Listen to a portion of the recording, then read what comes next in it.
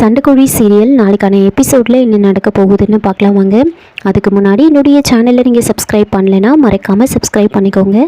பக்கத்தில் இருக்கிற பெல் பட்டனையும் ப்ரெஸ் பண்ணிக்கோங்க.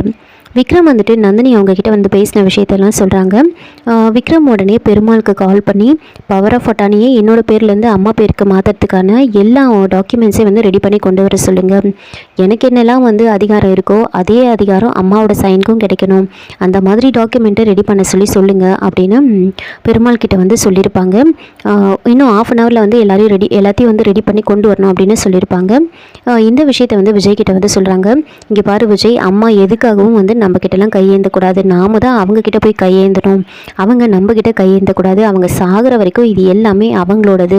அவங்கக்கிட்ட தான் நாம் போய் நிற்கணுமே தவிர அவங்க நம்மக்கிட்ட நிற்கக்கூடாது. அவங்க என்கிட்ட செக்கை எடுத்துகிட்டு வந்து சைன் போட்டு கொடுன்னு கேட்கும் போது எனக்கு எப்படி தெரியுமா இருந்துச்சு, அங்கே பக்கத்தில் இருந்து நீ பார்த்துருக்கணும். அப்போ தான் என்னோடய ஃபீலிங் உனக்கு புரிஞ்சிருக்கும். நான் சரியாக தான் முடிவெடுத்திருக்கேன் அப்படின்னு வந்து விக்ரம் வந்து சொல்லிகிட்ருக்காங்க. அப்போது விஜய் வந்து சொல்கிறாங்க, இப்போ என்ன அப்படி ஒரு அவசியம் வந்துச்சு? பவர் ஆஃப் அட்டானியை வந்து இப்படி உடனே அவசரமாக மாற்றுற அளவுக்கு என்ன அவசியம் வந்துச்சு? எனக்கு இந்த விஷயத்தில் வந்து விருப்பமே கிடையாது, எனக்கு பிடிக்கல அப்படின்னு சொல்கிறாங்க. உடனே விக்ரம் வந்துட்டு சரி பிடிக்கலன்னு சொல்கிறல, அதுக்கு என்ன காரணம் சொல்லு, ஏன் வேண்டான்னு சொல்கிற, காரணத்தை சொல்லு அப்படின்னு கேட்குறாங்க. அதுக்கு விஜய் வந்துட்டு காரணம்லாம் எனக்கு தெரியல, எனக்கு இப்போ இஷ்டம் இல்லை இதில் அப்படின்னு சொல்கிறாங்க. ஒரு விஷயத்தை வேண்டான்னு சொல்கிறேன்னா அதுக்கு என்ன காரணம்னு முதல்ல நீ சொன்னால் தான் நான் ஏதாவது யோசிக்க முடியும் அப்படின்னு சொல்கிறாங்க. உடனே நந்தினி வந்துட்டு ஒருவேளை விக்ரம் விஜய்க்கு அவன் பேரில் மாற்றி எழுதி கொடுக்கலன்னு அந்த மாதிரி நினைக்கிறேன், அதனால் நீ அவன் பேருக்கு மாற்றிடு அப்படின்னு சொல்கிறாங்க. அதுக்கு விக்ரம் வந்துட்டு என்ன விஜய் அப்படி ஏதாவது நினைக்கிறியா நீ அப்படின்னு கேட்குறாங்க. அதுக்கு விஜய் வந்துட்டு என்ன ப்ரோ நீ இப்படிலாம் வந்து பேசுகிற, நான் அதுக்கெல்லாம் இன்னும் ஆசைப்படலை, உன் இஷ்டம் எப்படியோ பண்ணு அப்படின்னு விஜய் வந்து அமைதியாகிடுறாரு. அப்போது ஐஸ்வர்யா வந்து யோசிக்கிறாங்க, என்ன இது மாமா வேற எழுதி கொடுத்துட்டா அவ்வளோதான் மொத்தமாக போயிடுமே, இப்போ நம்ம என்ன பண்ணுறது, மகா வேற இன்னும் வரல அப்படின்னு வந்து யோசிச்சுட்டு இருக்காங்க. எப்படி நாம் தடுத்து நிறுத்துறது அப்படின்லாம் வந்து யோசிக்கிறாங்க. அப்போது விக்ரம் வந்துட்டு சரி சைன் பண்ணலாமா அப்படின்னு கேட்டுட்டு சைன் பண்ணலான்னு போகும்போது அப்போ ஐஸ்வர்யா சொல்கிறாங்க, மாமா அவர் எதுக்கு வேண்டான்னு சொல்கிறாரு, நான் கண்டுபிடிச்சிட்டேன் அப்படின்னு சொல்கிறாங்க. இப்போ விக்ரம் வந்துட்டு என்னது கண்டுபிடிச்சிட்டியா, சரி என்ன காரணம் சொல்லு அப்படின்னு கேட்க, அது ஒன்றும் இல்லை மாமா, அத்தைக்கு வயசாயிடுச்சுல, இவ்வளோ நாள் தான் இந்த வீட்டை பார்த்துக்கிட்டாங்க, திரும்பவும் இந்த கம்பெனி பொறுப்பையும் அவங்கக்கிட்ட ஏன் கொடுக்கணும், இப்படி எல்லாத்தையும் பார்க்கணுன்னா அவங்க மேலே மொத்த பாரத்தையும் தூக்கி வச்ச மாதிரி இருக்கும்ல, இந்த வயசில் அவங்க கோவில் கொள்ளன்னு போக வேண்டியது, இப்போ போயிட்டு அவங்கக்கிட்ட கம்பெனி பொறுப்பெல்லாம் பார்த்துக்க சொன்னால் அவங்களுக்கு தானே கஷ்டம், எதுக்கு தேவையில்லாமல் அவங்க கஷ்டப்படணும்னு நினைக்கிற போல இருக்கு, அம்மா மேலே இருக்கிற பாசத்தில் தான் அவர் வேண்டான்னு சொல்லியிருக்காரு அப்படின்னு சொல்கிறாங்க. இப்போது விக்ரம் வந்துட்டு அப்படியா விஜய், அதனால நீ வேண்டான்னு சொல்கிற அப்படின்னு கேட்க விஜயும் ஆமான்னு சொல்லிடுறாங்க. அப்போ விக்ரம் வந்துட்டு நான் இப்படி ஒரு விஷயத்த யோசிக்காமலே போயிட்டேனேம்மா, விஜய் சொல்கிறதும் கரெக்டு தான், உங்களுக்கு எதுக்குமா தேவையில்லாமல் கஷ்டம், நான் பார்த்துக்கிறேம்மா அப்படின்னு சொல்கிறாங்க.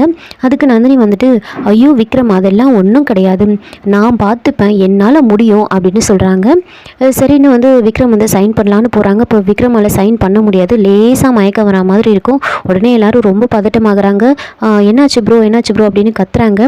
ஒன்றும் இல்லை, அதெல்லாம் ஒரு ப்ராப்ளமும் கிடையாது அப்படின்னு வந்து விக்ரம் வந்து சொல்லிட்டு இருக்காங்க. அப்போது நந்தினி உடனே வந்து பேசுகிறாங்க, பார்த்தியா அவனால் வந்து ஒரு சைன் கூட பண்ண முடியல, இந்த நிலைமையில் இருக்கான், இந்த நிலைமையில் இருந்துக்கிட்டு அவனை வந்து எல்லா பொறுப்பையும் பார்த்துக்க சொன்னால் அவனால் எப்படி முடியும், ஒரு அம்மாவாக அவனுக்கு வந்து நான் உதவி பண்ணணும்னு நினைக்கிறேன், அதனால தான் வந்து நான் வந்து இதுக்கு ஓகே சொல்கிறேன், என்னால் பார்த்துக்க முடியும், எனக்கு ஒரு கம்பெனி என்ன என்னால் 4 கம்பெனி கூட நிர்வாகம் பண்ண முடியும், எனக்கு என்ன அவ்வளோ வயசாகிடுச்சு, கோவில் கொள்ளான்னு சுற்றுற அளவுக்கு வந்து எனக்கு வயசாகிடுச்சு, எல்லாமே என்னால் முடியும் அப்படின்னு வந்து சொல்லிட்டு இருக்காங்க. ஐஸ்வர்யாவுக்கு என்ன பண்ணுறதுனே புரியல. அப்போது நந்தினி வந்து சொல்கிறாங்க, நான் பார்த்துக்காம வேறு யார் இதெல்லாம் பார்த்துப்பாங்க அப்படின்னு சொன்ன உடனே ஐஸ்வர்யா வந்துட்டு ஏன் மகா பார்த்துக்க மாட்டா, அதான் மகா வீட்டுக்கு வர போகிறாள், அவள் பார்த்துக்க மாட்டாளா அப்படின்னு சொல்கிறாங்க.